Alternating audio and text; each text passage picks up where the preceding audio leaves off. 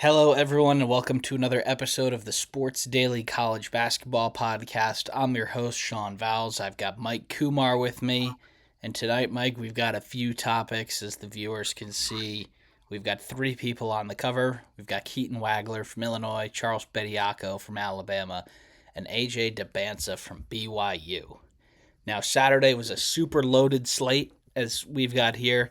We did do our live stream Saturday early afternoon, so a lot of these games, we watched and reacted to them live. We'll go over them a little bit. Some games started and we didn't really watch, and then a few games happened after. But Mike, really the story of Saturday for me was Keaton Wagler and Illinois.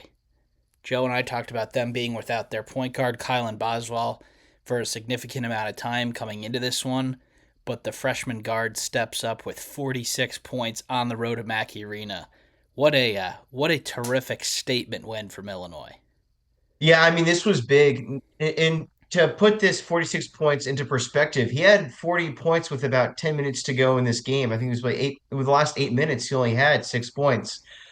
Just shows how much he did to keep his team in this game single-handedly. Look, Boswell is probably the best game manager, controller of the game point guard that Illinois had since the 04-05 team with D Brown. So, it, honestly, we thought that Illinois was going to lose a couple games coming into, his injury. They'll probably be back mid-February. We thought, oh, this game would be a trip up at Nebraska, at Michigan State, but man, were we wrong. Keaton Wagler really took this game over when everybody with Illinois was struggling, and then at the very end, uh, Visich was able to get a couple big threes. Achamuris got a big three coming down the stretch. And just like that, Illinois was able to find their way to get a win in this game. But wow, what a win, what a statement win for the Fighting Illini to get the dub in a really tough Mackey Arena, one of the toughest places to play in the Big Ten. And a little bit of history here, Mike. Nobody in the history of college basketball has scored more points against Purdue. We have some Crazy. history. This is the second time this year Purdue had their biggest loss in school history at home against Iowa State. And now this one just isn't even at home. It's not that wasn't in history. That was like 15 years, I think. That home loss Yeah, to Iowa State. Iowa This one State. is nobody has they've played probably tens of thousands of games in their history. Nobody's had more points in a single game. This one started off as a track meet. Like it looked like that Purdue was going to pull away a couple times, but Illinois just kept hitting shots to stay in the game, and it was actually Purdue that stopped making shots in the second half, and Illinois just kept making them. Um, Yeah. Joe and I did talk about there like definitely being a drop off without Boswell. Now that might still come, but it did not on Saturday in Indiana. So, Yeah. um, I mean, and Boswell is one of the top point guards in the Big Ten. He's by far, I think, still, even after this performance, probably the best player on Illinois and the biggest, you know, most important piece of the puzzle. But when you look at this and you said Boswell's out and Stojakovic is going to only have 5 points, I think you would have thought Illinois would have lost by 20. But just an incredible, you know, individual effort for Illinois to win this game. And it really highlights, and we're going to talk about this a little bit later, how phenomenal this freshman class is this year. In a class where we've got guys that were drafted in the NBA or, played in the G League for a few years. You got guys that are 24, 25, 26 years old playing college basketball. It's the 18-year-olds and the 19-year-olds that are really pressing their stamp on this college basketball season. It's been really impressive. The best freshman class we've seen in probably a decade. yeah, there are some people making the argument that it's the best class ever. Certainly, in the time that Uh, we've been watching the game, I think. I mean, yeah. Wagler is not even close. I wouldn't say that. He is not in the top He's a five. top 10 freshman. He's not He's top five. yeah, but he's not. If the NBA draft was tomorrow, he would not be in the top five, and No. that just shows you how great this class is. Like you said, another point that somebody made that I am forgetting, but this is the first freshman class for a while now that has not had COVID impact like their prep or high school ball. No. These players were in seventh and eighth grade when COVID initially happened, so I think there is something there too. Um, Obviously, the super seniors, there are very few of them left in the game, and you've had a class that have gone through high school without any interruption. I think both those factors do play into this. I mean, there is probably Yeah. like 10 legit one and dones this year, and there is Yeah. not usually that many. Another one, Mike. Actually, let's wrap this up first. Purdue, it's their second loss in a row. They had lost to UCLA with Cronin's comments after, and then they lose this one. They do go on the road to Assembly Hall tomorrow. That's not a place that they have done particularly well at recently. Do you think that a longer skid is coming for Purdue, or it's just a couple of tough matchups? Look, I think this is just a couple of tough matchups. You don't expect to play somebody that score 46 points every night in college basketball. So, and without that individual effort, they win this game easily. So I'm not too worried if I'm Purdue. Look, it's a long season. They still got a really good chance to win the Big Ten. Obviously Nebraska and Michigan are looking really, really good right now. It's going to be a crazy good matchup on Tuesday, but I'm not too concerned right now if I'm Purdue. They're still looking at a protected seat easily right now.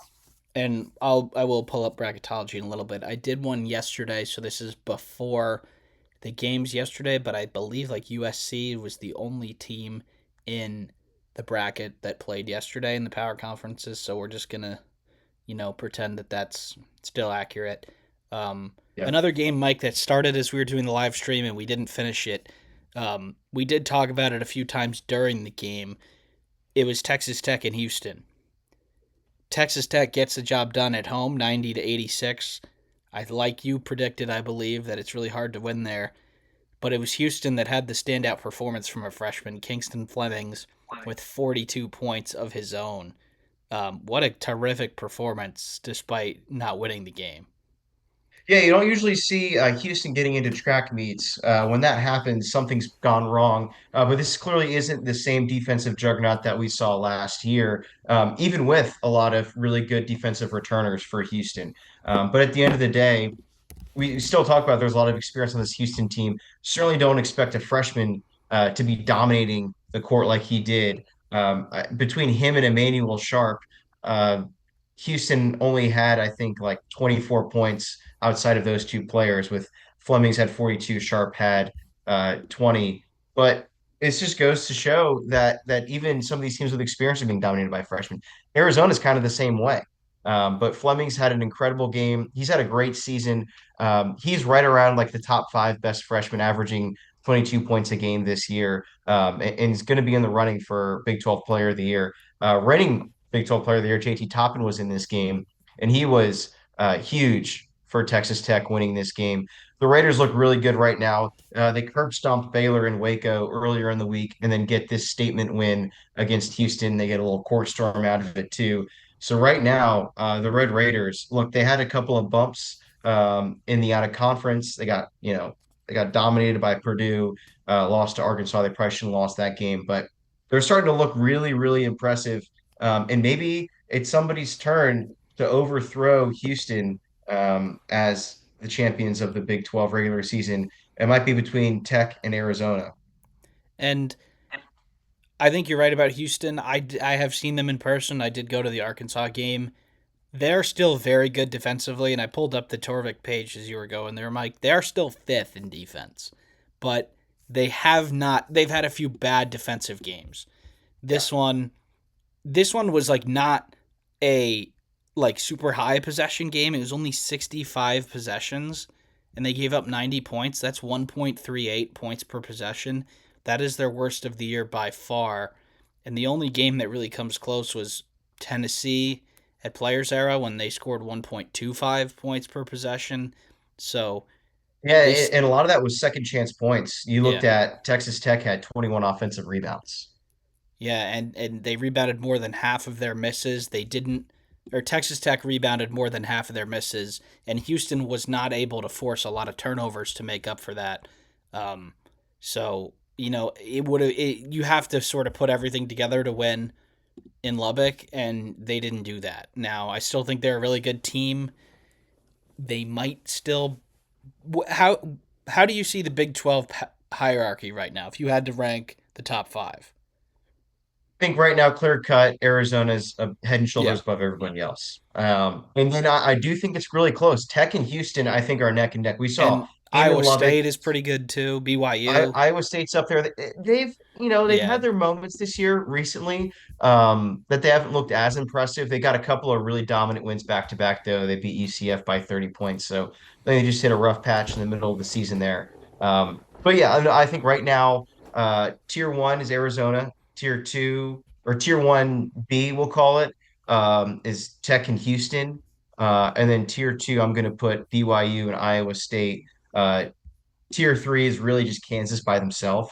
Yeah. And then it's a pretty big drop off from there. UCF, West Virginia, both have chances of making the tournament right now, but there is a drop off in the Big 12 for sure this year. And the numbers suggest that as well, Mike. There are six teams in the top 23, and then UCF at 47th is the seventh ranked team.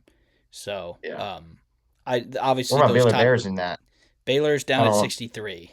But I don't even know if Um, I want to know that answer. yeah, so UCF, TCU, and Cincinnati are 47, 48, and 49. West Virginia 56. I gotta say, bracketology wise, I don't know if this league is gonna get a lot of bids. Um, the top six teams are going to have to lose to the middle teams a little bit. I think UCF is in as of now, but TCU, Cincinnati, West Virginia, Baylor all out, and even Oklahoma State too out as of now. Um, so the league is only as strong as its top teams. Certainly, if TCU beats two of those six in a week, they're right back in the mix. But I think this is probably a seven bid league right now, Yeah, until and further notice. we'll also see too if a school like Oklahoma State or TCU is able to get hot and beat all of these teams below them. Because right now you've got three teams with one win and four teams with two wins in conference. If one or two of those teams just starts beating everybody else down there, I think there's room for seven teams. I think seven teams is kind of a lock for the Big 12. There's a chance for an eighth, but that's kind of an outside looking in, as you said. Somebody's going to have to knock off BYU and Kansas and Iowa State to do that. And like Oklahoma State has a decent record, but they have really started to fall off recently. Um, they are 2-6 in their last 2-5 in their last 7 games. They did beat UCF at home and Kansas State at home by one, but they lost to Baylor at home and they lost pretty handily each time to the teams that are in the top six, and they lost on the road at TCU also. So they have gone from 12-1 um, to 14-6, and their WAB is all the way wins above bubble is all the way down to 0.4. And you pair that with some less than stellar analytics, and I do think that it's going to be tough for Oklahoma State to get in. Now Torvik is pretty much completely writing them off. 3% chance to make the tournament. I think it might be a little bit higher than that, but um, Yeah. yeah, the Oh, I think maybe a little bit of an easier schedule came at the right time, and they beat a few teams that aren't so great. yeah. And you also look at it, Oklahoma State probably has the tough, I would argue, one of, if not the toughest, Big 12 schedule this year. Getting to play Iowa State twice is not easy. They're still got to play at Arizona and BYU coming up. So those are two of their next three games.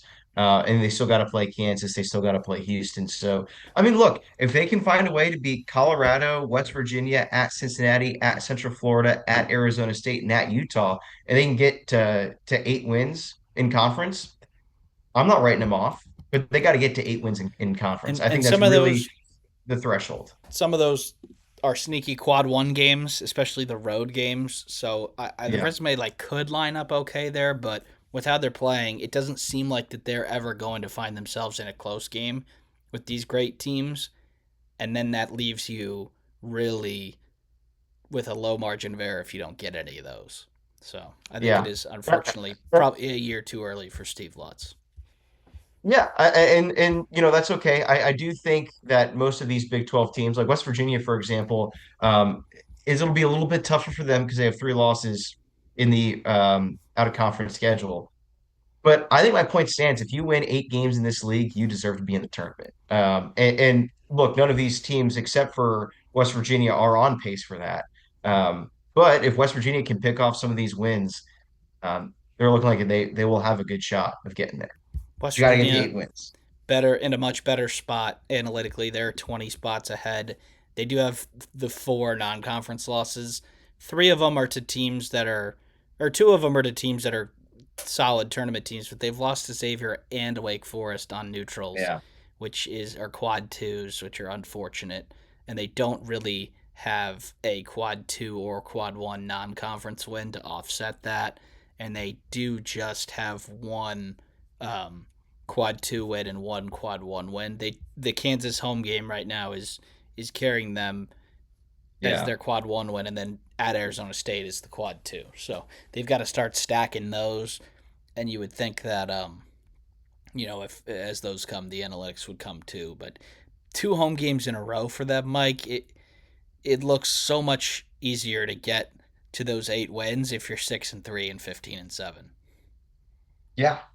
Yeah, absolutely. And the one thing Oklahoma State does have to their credit is they have that win, probably their signature win of the season, second game of the season at Texas or against Texas A&M. That's really carrying them right now, analytically. So they can pick off a couple more of those games. Baylor was kind of a bad luck for them, but um, they'll have a shot.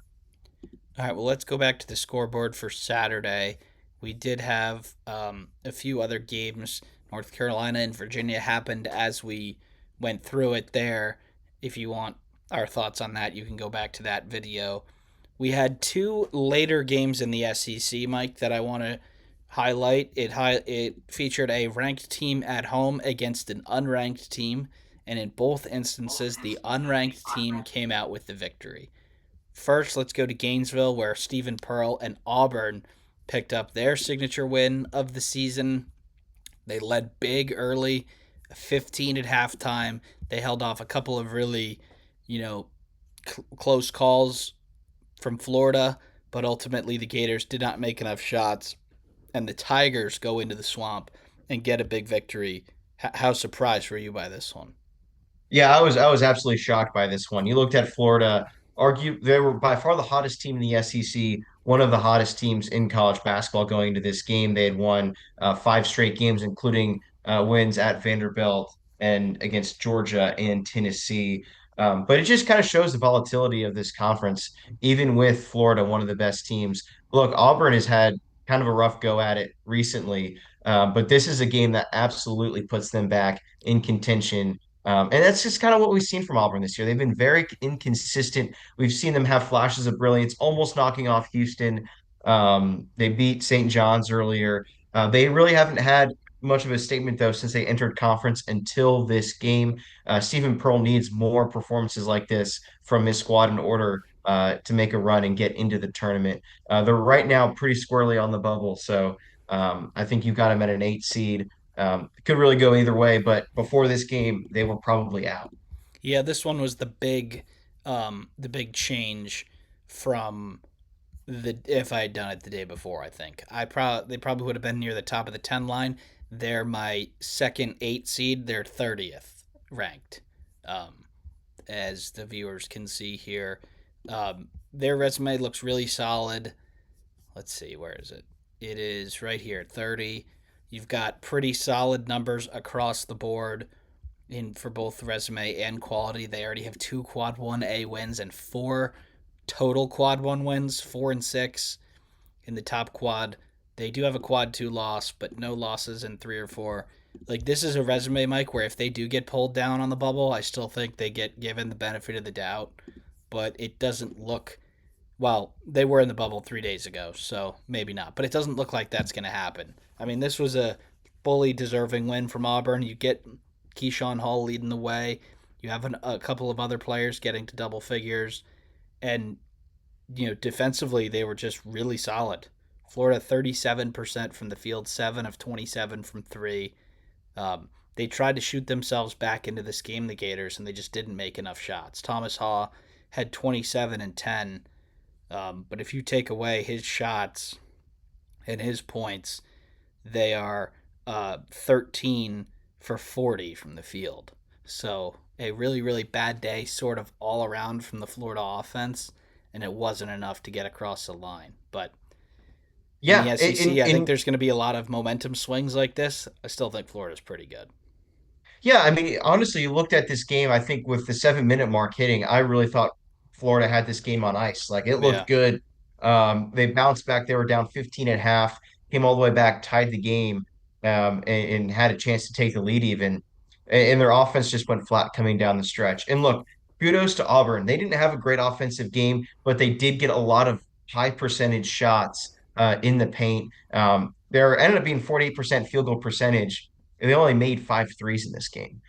So they just got a lot of high percentage looks, especially coming down the stretch, and then just a terrific defensive game. Alex Condon was completely shut down. He only had 1 point the entire game, 0 for 4 field goals. That's another key one. Being able to win in the post, huge for the Tigers. This other SEC game, Mike, was the one that a lot of people were watching probably as a hate watch, and it was Tennessee going on the road to Tuscaloosa to play Alabama, and it's Rick Barnes and the Volunteers that get out of there with a victory, 79-73. Obviously, a lot of attention around Alabama's new slash former center Charles Bediako. He plays 25 minutes off the bench, 13 points, 3 rebounds, a couple of really impressive alley oops. He had 2 blocks and 2 steals as well. Alabama was down a few players here, notably Aiden Holloway, but Nate Ament, another one of our freshmen, again, probably not a top 5 pick as of now, leads the way with 29. Gillespie adds 24. This was a game that I think you watched pretty closely. It always felt like Alabama was going to get over the hump, and they just never did. And Tennessee's able to Yeah. get out of there with a huge victory. What were Eh, your thoughts on this especially one? especially early on, Bediako was making a clear impact early on in this game. And it looked like, yeah, Alabama's going to find a way to win this game.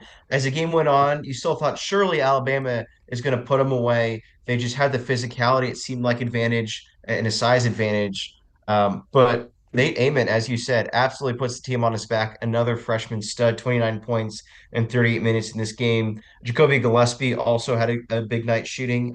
He was had 24 points in this one. But at the end of the day, kind of similar. Tennessee was just able to play really good defense, even though they are outsized in this game. Bediako certainly had an impact, but it wasn't enough with all the missing pieces for the Crimson Tide.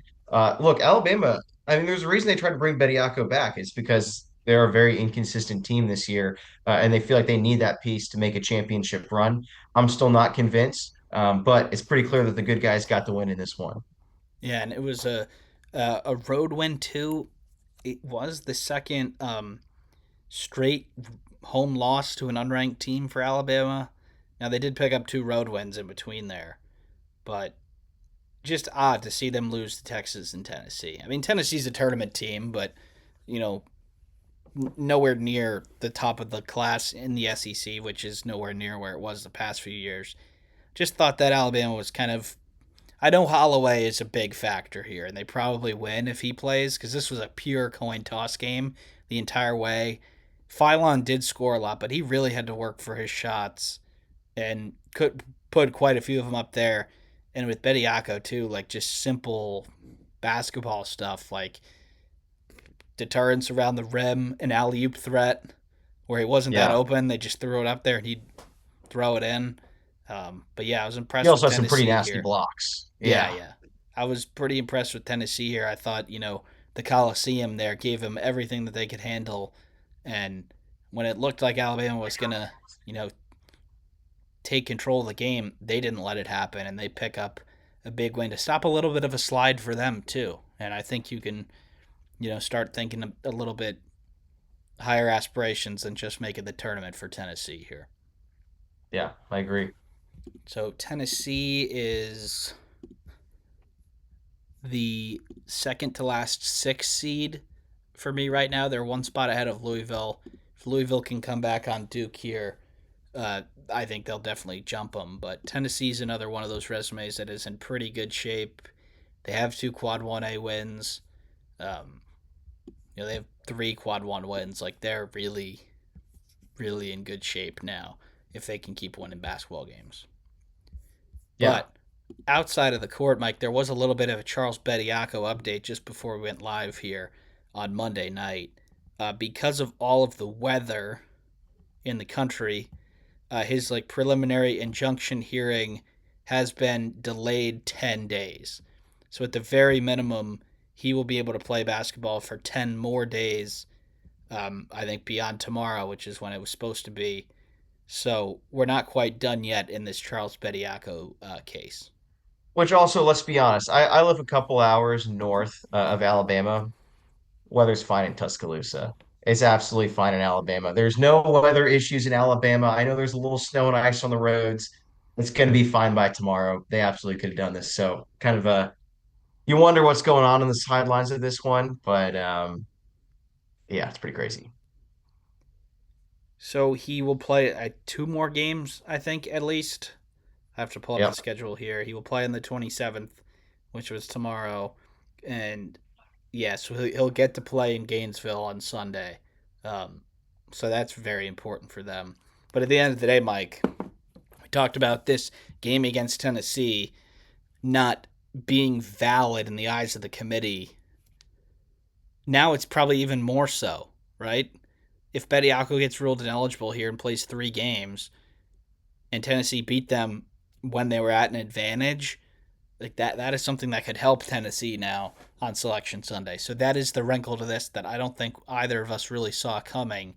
Yeah. But you'll have to hang in there with us over the next week and change to see if this Bediako thing will be a 3 game thing that we'll remember a few years from now, or whether he'll be a factor down the stretch for the Crimson Tide.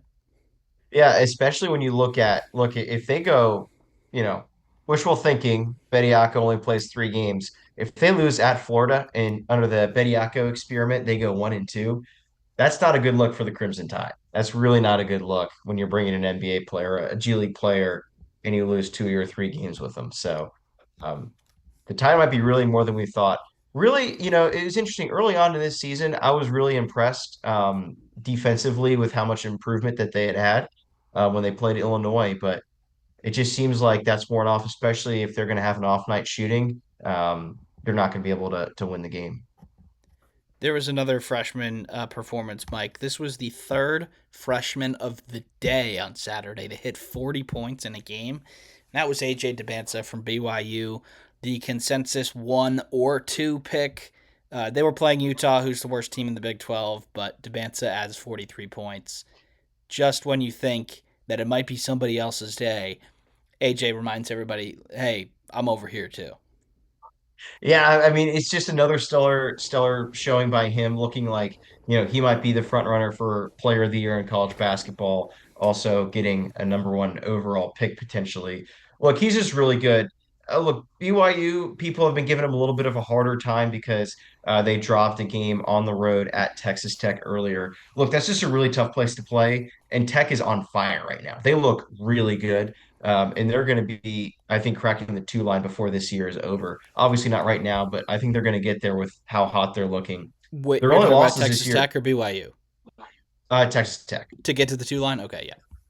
Yeah, yeah, I absolutely think with how hot that they've been, um, they're not going to have a problem doing that. They've now won 5 straight games. Back to where Brigham Young is though. Um, they look really good. They're going to have their toughest test of the season so far against Arizona tonight in Provo.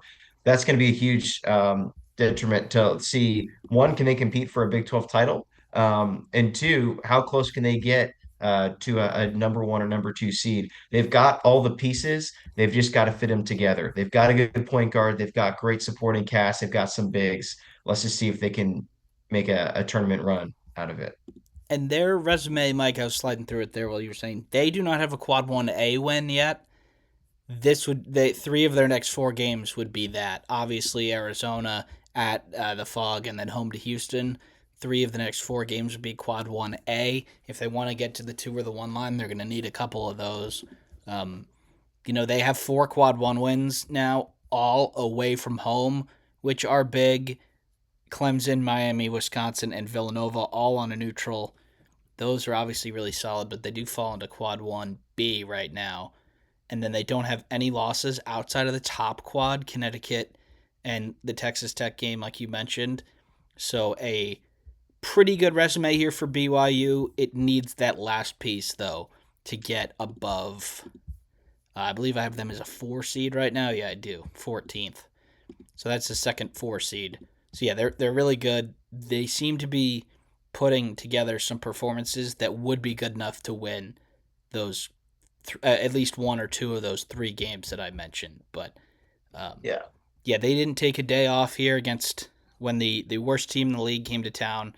Dybantsa still put on a performance, and uh, I think Boozer is the favorite for National Player of the Year right now, but Dybantsa is the favorite to go number 1 overall. Which we haven't talked about Peterson yet or Boozer, Mike, who's in action right now. But those are 2 other freshmen that are going to be very highly ranked too. But yeah, I mean that BYU Utah game, BYU took care of business. They did what they were supposed to, but there's a little bit of a notable performance in there that we couldn't just gloss over. We had Peterson was actually out for Kansas against Kansas State. This was Bill Self did return to this one, but it didn't matter. Kansas beats Kansas State by 24 on the road. And Mike, they're going under a little bit under the radar too. We had the whole is he playing, is he not with Peterson. He was in there quite a few times, and then he wasn't in there for Kansas State, but they've won 4 in a row, including 2 games on the road. That started with that huge win at home against Iowa State. Where do you think Yeah. Kansas is a little bit closer to that top tier or the tier below them? Because, like you Yeah. said, I they mean, are sort of in there by themselves. you look at like 3 of these 4 games, like not the most impressive wins. Look, Baylor, Baylor was beating them for most of the first half, and then Kansas turned on the Jets in the second. They looked really good in the second half of that Baylor game. Colorado is not a very good team. Kansas State, I think the Tang experiment has kind of run its course down there in Manhattan. Regretfully, I say. Um, but look, I think there's 2 things we have to look at. One, this is an extremely inconsistent Kansas team. We've seen them play really good with and without Peterson. When Peterson was out for the out of conference, they had some really good performances. We've also seen them get crushed with Peterson on the court. So we just don't know what Kansas team's going to show up. They've got 4 straight wins, which I think ties the most highest winning streak that they have going through. But it's about to get a lot tougher. In the next 4, they've got BYU at Tech, and then they host Arizona. And then after that, they go to Iowa State, who's going to be hungry for vengeance. Look, if they win 2 of those 4 games, I think that they're probably a protected seed. Yeah, Um, because those are are all of them rather are quad 1A wins. They already have 3 of those. So that would mean 5, and that is like yeah. an incredible amount of wins not to be a top 4 seed. So if they do that, if they can win 3 of the next 5, including 2-2 against the quad 1 teams that And I they mentioned, win the Utah game that's in between there. Yeah, yeah. That goes without yeah, saying. they Three out should of win that five. at home. Yeah. Um, this They're not they only will. 19-point favorites according to Torvik. Yeah. Yeah. Uh, but yeah, it goes to show if they can win, like that, yeah, I think we could talk about moving them up a tier. I just want to see more when we're talking about, after that Iowa State game, these 3 teams, we expected them to win all 3 of them.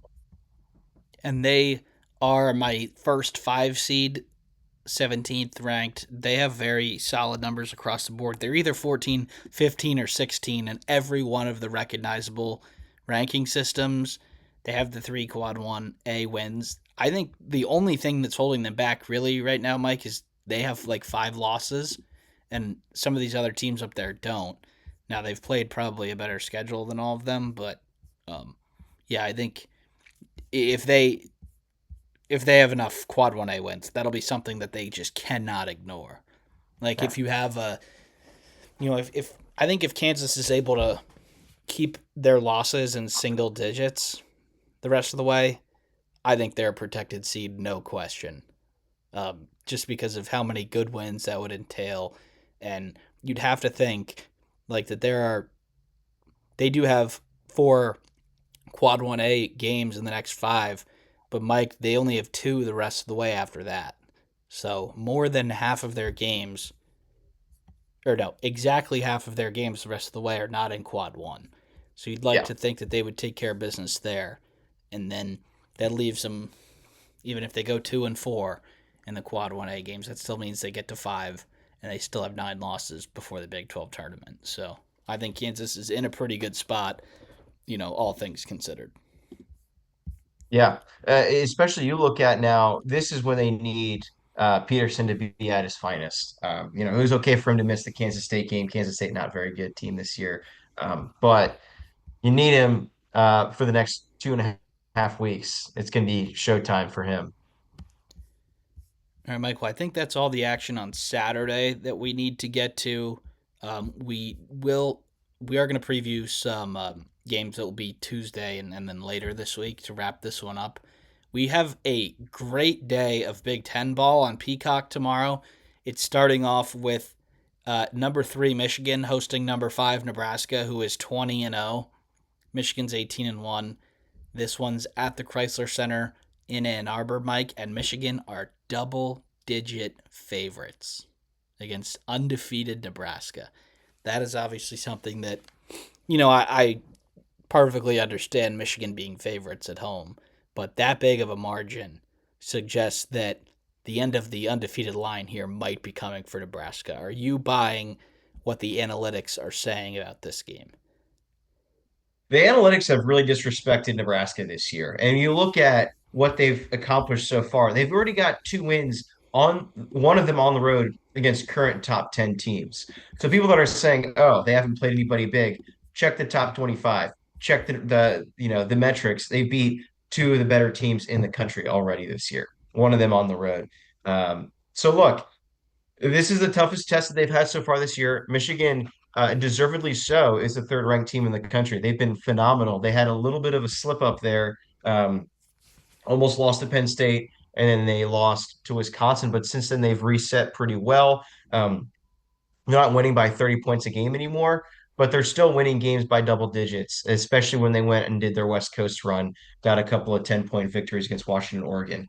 Um, Look, I think people just really underestimate this Nebraska team. This is a gritty team led by Hoiberg, the son, who has just been a phenomenal addition this year to this roster. Not the most talented guy on the floor. He's not going to be drafted into the NBA, but the impact he makes both on and off the ball is what propels Nebraska to have as good of a year as they've had. I think this is going to be a close one. I think Michigan probably has the advantage, but double digit underdog is a little bit asinine. And that is what Torvik is suggesting also, Mike. 10.9 point favorites. They're predicting an 82-71 Michigan victory. But if you look at Nebraska here, they already have 4 Quad 1A wins. That would be Illinois, Ohio State, Indiana on the road, and then Michigan State at home. And then the New Mexico neutral game, and then at Northwestern are 2 more Quad 1B wins. So look, they're scoring the ball at an incredible rate these last few games. They've been over 50% from 2 every game since the Michigan State game, where they were 5 of 20 from 2 and still won the game, which is pretty hilarious. But they have 2 really tough games coming up here. And Mike, if they somehow get through Michigan and Illinois with 2 more victories, are you going to start to think that this thing might be possible? Oh, 100%. If they get 2 more quad 1A wins, including a win on the road at the Chrysler Center, I don't see how you rank them outside the top 2 in the country. Yeah, I Like think they've I got to have be. them right now as Big Ten title contenders, not quite national championship contenders. But if they go through these 2, then I think they're national championship contenders because Absolutely. they host Purdue and then they go to Iowa and then to the Los Angeles schools. But like they're when we talk about them in a week and a half, they'll have all 90% of their tough games already played. They still haven't played Rutgers. They still have to host Northwestern. They still have to host Penn State. They still have to host Maryland. Those are 4 teams with a Yeah. combined 2 Big Ten wins, I think. So they're going to win those. And then, you'd have to see where they go from there. But yeah, I think And they had a Sean, I couple would of. say like even if they go 3-1 in their next 4, Oh, yeah. and I would say even 2-2. two, yeah, 2-2 Yeah. even. I think 3-1, 2-2 is championship contending. You're Yeah. proving that you can win against tough teams when you look at Illinois, Purdue, and Michigan all on the up and coming. Illinois being as good as they are, even without Boswell.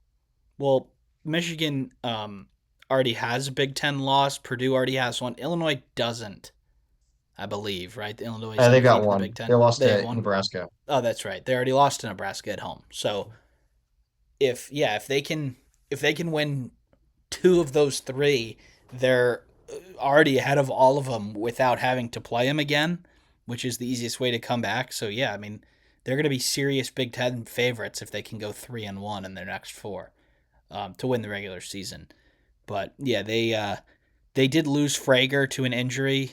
I don't know how long it is. He did miss the game against Minnesota that we were live reacting to until they pulled away, and then we went to another game. But that is not something that is rare for them. They have taken control of the game in the second half a few times here, and I'm excited for that one tomorrow. Now, the game after they get finished in Ann Arbor, Mike, is one of the best rivalries in the sport. It's Purdue going on the road to Assembly Hall to play Indiana. Purdue slight favorites here at 4.5 points. Purdue's coming in off of a little bit of a skid. Indiana's coming in after a victory that ended a losing streak. Will sort of the recent history of this rivalry uh, stay the course, or will Purdue bounce back? Yeah, Indiana has really kind of had Purdue's number in recent Three of the last memory. four, I believe. Yeah. But when you look at it, Sean, I just don't know if the Hoosiers are going to have enough. They had that big skid earlier, given three of those four teams are in the top 10 right now. So they're not necessarily bad losses per se. But I think Purdue, they're going to be coming off of two losses. That Illinois game, they still played good ball, just an incredible individual performance that stopped them. I'm going to pick Purdue to bounce back. I think they're just a really complete team. Look, a couple of tough losses dropped them back, humbled them a little bit. This is still a championship contender. I want to make that very clear. They can absolutely run the table. Yeah, this is one where I'm not really sure how it's going to go because, Mike, Indiana hasn't really been in like a close game down the stretch this year. There's been a few games Yeah. that have been tied with like 8 to 10 minutes left, but there hasn't been like a single game that was close. I think Washington was a 10-point win, and Nebraska at home was like a 7-point loss. But there was like at the last media timeout, the winner of that game was like 90 to 10 one direction. So I think if like truly take sort of the mid-major mindset in here, like first media timeout, be in the game. Second media timeout, be in the game. And then if you can start to build some momentum at home, the football team's going to be honored at halftime here. So that'll You're be gonna have something a to get packed the crowd house. growing. Yeah. Um, and, some of Braden Smith's worst performances as a Boilermaker have come in this building, including last year when Indiana Yeah. outscored them by 30 in the second half. Yeah. Believe they were down 14 at half and came back to win by double digits. So, look, it's a Indiana took care of business against Rutgers. It was great to see. They sort of won that game in the first 10 minutes and then cruised from there. But, can you throw the first punch? Can you get ahead? Can you get the crowd involved? Because, while Indiana's analytics are pretty good, Mike, they do just have one win in the top two quads. Now, there's still a lot of time to get more wins, but it's got to happen eventually. And this might be Yeah. one of their best chances.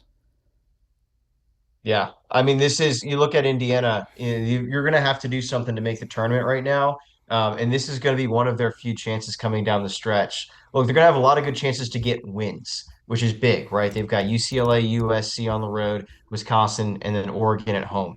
Those are four games. They need to pick off a bunch of those. But this would be a great way to kickstart that and to get them on a winning streak. Look, Indiana could certainly get hot. They have the talent to make the tournament and do some damage. Um, they've just got to execute against Purdue and get hot. Yeah, they don't have a single quad one win yet, Mike. How about the next four games, all quad one? Um, There you go. Actually, Wisconsin might not be quad one, but it's still in bold, which doesn't make sense here. But look, you got at least the next three games are all quad one. If you can get two of those, we're looking at Indiana probably in the 7 seed range. And if you don't win any of them, then they're really up against it to make the tournament. So it's a really Yeah. important run here. If you think about like the other quad one games this year at Illinois, at Purdue, like those were really hard games. You can't be relying on yourself to win those games. And then you have Michigan State at home, a team that sort of took your lunch in the second half there a few weeks ago. So I do think that this might be the best opportunity for one. And that'll be 9 o'clock on Peacock at Assembly Hall. We have a couple of other big games. We've got this is the last game that we'll preview, Mike. Tuesday, 9 o'clock, ESPN, 9 o'clock Eastern. It's the recently hot Kentucky Wildcats at 14-6, 5 wins in a row. They're going on the road to the Memorial Gymnasium to play Vanderbilt at 17-3. You've got Vanderbilt who have taken that tough run. They've backed it up with a few victories, and now Kentucky all of a sudden is super hot, and they have a chance to pick up a great road win here. So, what are you looking forward to in this one? Yeah, I mean Kentucky, they do have had a couple of good wins. At Tennessee was probably their signature win in the last five, but you also look at some of these wins. Mississippi State and LSU and Ole Miss aren't necessarily the most competitive. Look, that Ole Miss game was a lot closer than the score Yeah, reflects a 9 point game. We were that watching it, was an ugly Sean. one. That was an ugly It one. was an ugly one, and Ole Miss had several chances to take the lead with under 2 minutes to go in this one.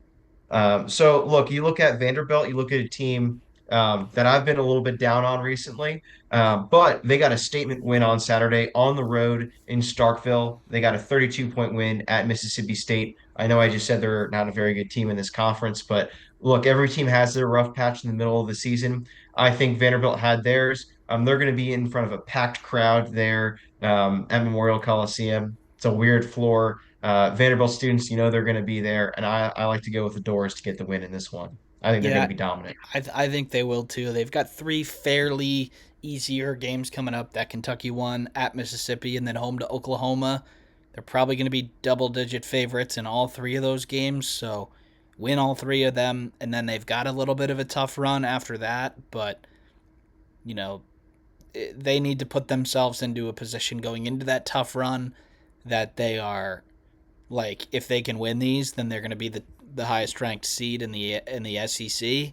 But if they stub their toe against Kentucky or something, they're going to be thinking like, okay, like where are we going to get our next win? So, interesting period here for Vanderbilt. But Mike, I think we're going to end it there. Obviously, a weekend recap and a little bit of this week preview. We do need to update the hot seat a little bit here. We're starting to feel it. I think there are a few teams with coaches on the hot seat they're starting to run out of room for an at-large bid. So there'll definitely be a Yeah. few of them. That is something that we need to monitor here as we get into February and into the second half of conference play. But thank you everybody for tuning in, and we'll see you next time.